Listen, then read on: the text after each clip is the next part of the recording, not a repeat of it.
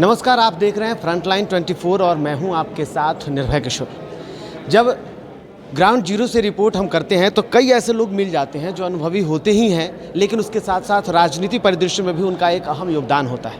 हमारे साथ एक वरिष्ठ पत्रकार कहें, लोकसभा टीवी से जुड़े हुए थे। हमारे साथ डॉक्टर राजीव मिश्रा जुड़े हुए हैं, लोकसभा टीवी से जुड़े हुए थे, वरिष्ठ पत्रकार हैं। सर, बहुत बहुत स्वागत है आपका। थैंक यू, नमस्कार। एक और इनकी नई पहचान है, उससे भी ज़्यादा आपको रूबरू करा दूँ। राष्ट्रीय प्रवक्ता वीआईपी के हैं और राजनीतिक परिदृश्य पर बात करेंगे इनसे, और थोड़ा जो अनुभव इनका है उस पर भी, किस तरीके से अपने लोकसभा को समझते हैं उस पर भी समझने की कोशिश करेंगे। लेकिन सबसे पहले राजनीतिक सवाल।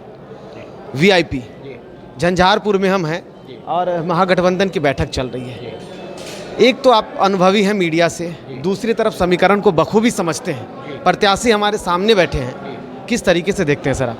देखिए, अभी जो स्थिति है यहाँ की झंझारपुर की, उसमें एक हवा है। मतलब चूँकि एक तो एंटी इनकम्बेंसी बहुत ज़्यादा है यहाँ पे रामप्रीत मंडल जी के ख़िलाफ़, और जो हमारे कैंडिडेट हैं वीआईपी के सुमित महासेठ जी, वो पुराने अनुभवी राजनेता रहे हैं। पहले भी चुनाव लड़ा था, जो पिछला चुनाव उन्होंने हमारे ही पार्टी से लड़ा था और बहुत कम मतों से के अंतर से हार हुई थी उनको चुनाव का अनुभव है। तो मुझे लगता है, और जिस तरह से लोगों में एक उत्साह है, उसे देखकर यही लगता है कि वीआईपी के लिए ये सीट जो है झंझारपुर, निश्चित तौर पे हम लोग जीतेंगे और हमारे कैंडिडेट विजयी होंगे। लेकिन ये देखिए, आप तो बखूबी सब कुछ समझ रहे होंगे, स्थितियों को समझ रहे होंगे। एक तरफ एनडीए गठबंधन जो विकास के दावे कर रहा है, मैं दावा शब्द इसलिए इस्तेमाल कर रहा हूँ, आप समझ रहे होंगे, दावे कर रहा है। और आप कहते हैं कि जो वर्तमान सांसद हैं रामप्रीत मंडल, उनको लोग कह रहे हैं कि अब तक पिछले 5 साल में हमने उनको देखा ही नहीं। तो क्या जनता का ये जो एक मन में बना हुआ है वो असर करेगा? दूसरी तरफ इंडी गठबंधन, जिसमें जितने भी दल हैं उन सब लोगों का समर्थन, जीत तय है। देखिए, इंडिया गठबंधन में जितनी भी पार्टियां हैं, चाहे वो राजद हो, कांग्रेस हो, लेफ्ट पार्टीज़ हो, आप देखेंगे यहाँ पे सभी जो नेतागण हैं पूरे लोकसभा क्षेत्र के झंझारपुर के, वो आए हुए हैं और सब में उत्साह है। नंबर 1। नंबर 2, एक बात जो होती है कि मोदी जी को देख के वोट देना है, तो लेकिन इम्पॉर्टेंट ये होता है कि आपका कैंडिडेट कौन है।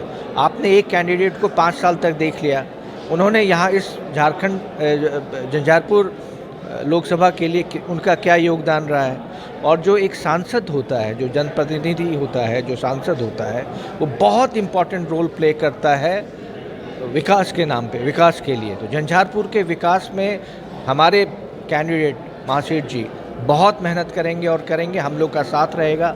हमारा पार्लियामेंट का अपना अनुभव रहा है, लोकसभा टेलीविज़न का, तो कैसे नीति आयोग से योजनाओं को तैयार करवाया जाता है, उसे बजट में डलवाया जाता है। बहुत से ऐसे सांसद हैं जिनको पता ही नहीं है, और इनके साथ हम लोग लगे हुए हैं। तो हम लोग झंझार की तरक्की की, उन्नति की, विकास की बात करेंगे और अगले 5 साल में इस क्षेत्र को बिल्कुल बदल देंगे। सर, आपने कहा विकास, आपके पार्टी में भी है विकास, विकासशील इंसान पार्टी हैं, विकास के पथ पर देश भी आगे बढ़ रहा है, सब आगे ऐसे सब कह रहे हैं और आप भी आगे बढ़ने की बातें कह रहे हैं। यहाँ सबसे बड़ी जो समस्या है, बाढ़ क्षेत्र है। झंझारपुर 3 तरह से नदियों से घिरा हुआ है, पलायन सबसे ज़्यादा यहाँ पर है। विकास के भले ही दावे किए जा रहे हैं, सड़कें भरे फराटेदार बह रही हों, चल रही हों, लोग कह रहे हैं कि विकास तो हुआ है, बिजली आ रही है, सड़क आ रहे हैं, लेकिन रोजगार पेट में 72 से अगर देखा जाए तो ये 13वां चुनाव है। 72 सालों में 72 से लेकर के आज तक अगर देखें तो 12 सांसदों को इस क्षेत्र ने देख लिया है। सबसे ज़्यादा पिछड़ी जाति, निर्णायक भी है पिछड़ी जाति। आपको कितना समर्थन मिल रहा है उनका? देखिए, चूँकि विकासशील इंसान पार्टी जैसा नाम बताता है, ये हम लोग विकास की बात करते हैं। विकासशील, हमारे जो नेता हैं श्री मुकेश सहनी जी, वो एक ऐसे व्यक्ति हैं जो यहाँ से बाहर जाकर उन्होंने मेहनत करा और आगे बढ़े, फिर अपने क्षेत्र का, अपने यहाँ का वो विकास करना चाहते हैं, और इसलिए विकासशील नाम भी रखा गया है। दूसरी बात ये है कि देखिए, डेवलपमेंट जो है वो इंफ्रास्ट्रक्चर से होता है, उसका सपोर्ट होना चाहिए। अब आप बताइए, बिहार में कहीं भी एक भी स्पेशल इकोनॉमिक जोन है क्या? कहीं नहीं है। अगर आप इंडस्ट्री को बुलाएंगे नहीं तो जॉब कैसे मिलेगा?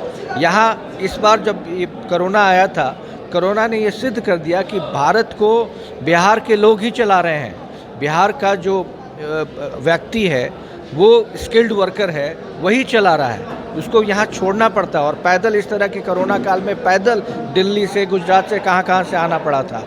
इस चीज़ को देखने के बाद भी अगर सरकार इसको चेतती नहीं है और कुछ नहीं करती तो आश्चर्यजनक है। आप इंडस्ट्री को लाना होगा, इंडस्ट्री को हाथ बुला के लाया जाता है, उन्हें स्पेशल स्टेटस दिया जाता है। आप एक स्पेशल इकोनॉमिक जोन बनाएं, वहाँ इंडस्ट्री आएगी। आप टैक्स बेनिफिट दें, उनको रिबेट दें कुछ दिनों के लिए, लोकल जॉब्स के लिए गारंटी मांगें आप, तब उसके बदले में आप बाकी सुविधाएं दें। करेंगे आपको। आप ये कह रहे हैं कि लाना पड़ेगा कंपनियों को, लेकिन जो एनडीए सरकार है वो कहती है कि आपने तो इस तरीके से माहौल बिहार में बना दिया है, जो जंगल राज की वो बात करते हैं। आज तो आप उनके साथ खड़े हैं, तो जंगल राज खत्म हो चुका है, उन्होंने मिटाया, आपने मिटाया, कौन मिटाया? आप कैसे कंपनियां लाएंगे?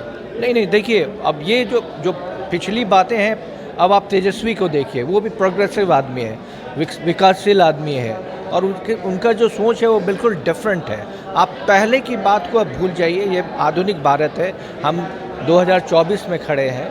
और मैं बार बार ये कहता हूँ कि जो विज़न होना चाहिए, जैसे अभी अगले विधानसभा में निश्चित तौर पे तेजस्वी मुख्यमंत्री होंगे इस प्रदेश के, और मेरी काफ़ी उनसे बातें होती है।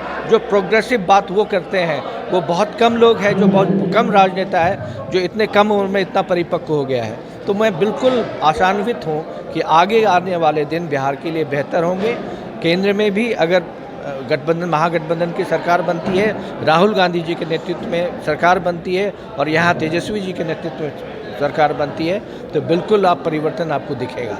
एक छोटा सवाल ये कि मुकेश सहनी का भाग्योदय क्या बिहार में ये सीट कर देगी झंझारपुर?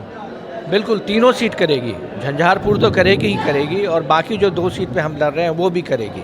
और भाई पूरे दमखम से हम लोग लड़ रहे हैं, और हम सिर्फ 3 सीट पे नहीं लड़ रहे हैं, हम 40 सीट पे लड़ रहे हैं। आज आप देखिए, हमारे यहाँ दरभंगा और झंझारपुर के जितने भी हमारे नेतागण हैं सब आए हुए हैं, और बिल्कुल सब लगेंगे और हम लोग जिताएंगे महाशय जी को। चलिए, बहुत बहुत धन्यवाद सर। तो बिहार में जिस तरीके से विकास की बातें की जा रही है, चाहे वो विकासशील इंसान पार्टी हो, इंडी गठबंधन हो, या फिर उसके जितने भी सहयोगी दल हो, वो इस बार दावा तो कर रहे हैं कि बिहार बदल जाएगा।